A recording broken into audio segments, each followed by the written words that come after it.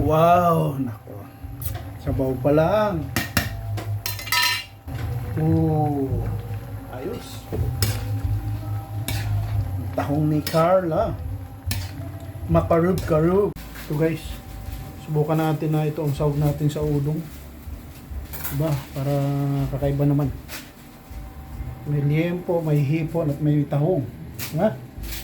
So, igisa muna natin yan. Okay. Natin ito.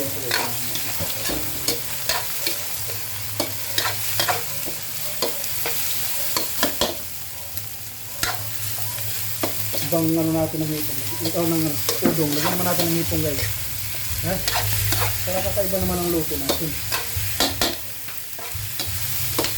Siyempre, samahan na natin ng tahong guys, tahong. Di ba kumakain dyan ng tahong?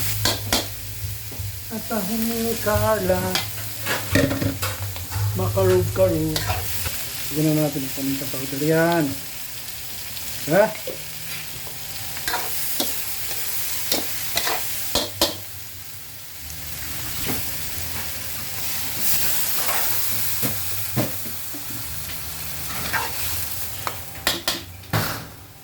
Maganda, maraming sabaw guys para higupin natin yung sabaw guys. Lagyan natin ng oyster sauce para mas malasa siya. Siyempre dadagdagan natin ng tuyo guys. Lagyan natin ng pampalasa guys, 4 cubes. Tambok na natin yung udong guys, udong. Lagyan natin ng magic sarap. Ha?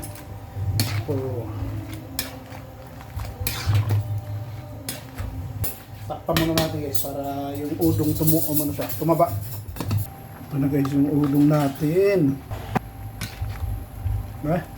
Ilagyan natin ng tahong at saka hipon. At saka may tira kami na liempo guys sa rep. Pwede na. Diba? Ayos ba? Udong na Bisaya yan. Tahong guys, tahong. Galing pa ng Cavite yan guys, tahong.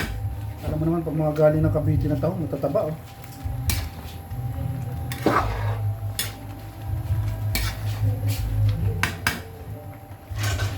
Wow, nako. Sabaw pa lang. Lagyan natin ng kunting patis yan guys. Wala pa pang patis yan.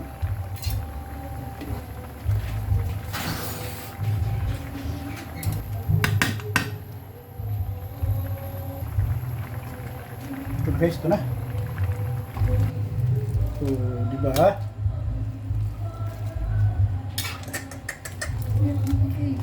Kita mo naman yung udong. Ayan ang tahong, no? Tsaka oh, may hipon pa yan. Oh, di ba? Sinasabi ko.